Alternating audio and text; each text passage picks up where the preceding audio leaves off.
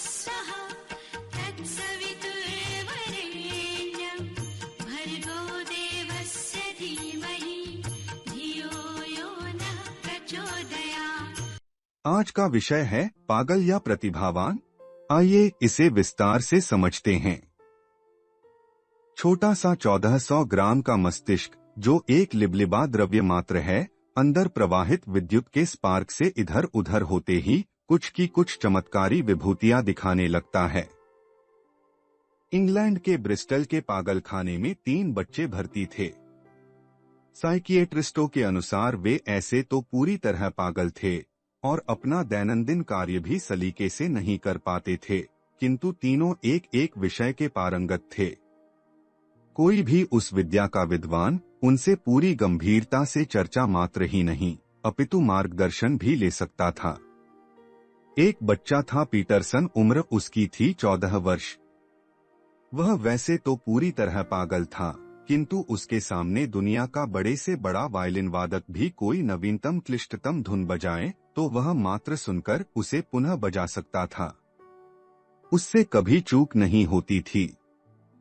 यही नहीं, वह उसमें संशोधन भी सुझाता, वह उसे और भी मधुर बना देता था।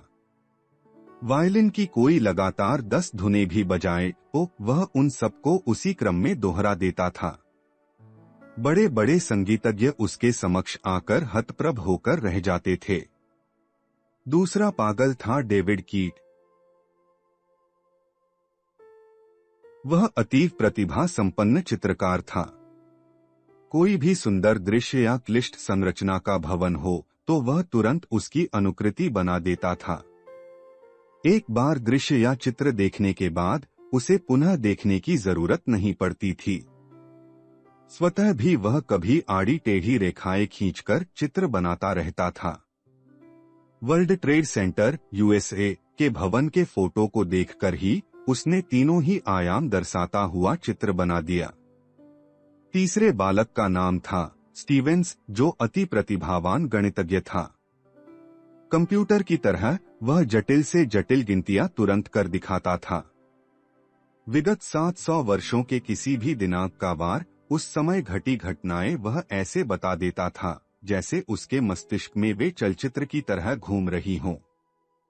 किंतु एक बात है, वहां तक तो ठीक है, जो तीनों की अपनी अपनी प्रतिभा का क्षेत्र है। इससे इधर उधर होते ही तीनों उच्छृंखल हो जाते व तीव्र आवेश में आकर सामने वाले को भागने पर मजबूर कर देते थे। वैज्ञानिक भी यह जवाब देने में असमर्थ हैं कि ऐसा क्यों होता था। न्यूरोलॉजिस्ट कहते हैं कि हमने विज्ञान के नवीनतम अनुसंधानों से मानव मस्तिष्क की थाह पाली है, किंतु कोई पागल किसी विधा विशेष में कैसे पारंगत है, यह प्रश्न अनुत्तरित है। ऐसा लगता है मानो विधाता ने मनुष्य के साथ मस्खरी की है। उसने न्यूरोसर्किट में सारे तारों के जंजाल को तो अस्त व्यस्त कर दिया, किंतु एक विभूति विशेष वाले सेंटर को जरूरत से अधिक विकसित कर दिया।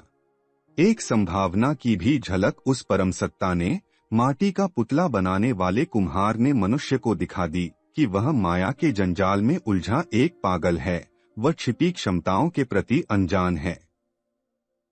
यदि उसने अपने अंदर छिपे सामर्थ्य को जाना व विकसित किया होता तो संभवतः वह भी विलक्षण सामर्थ्य संपन्न होता।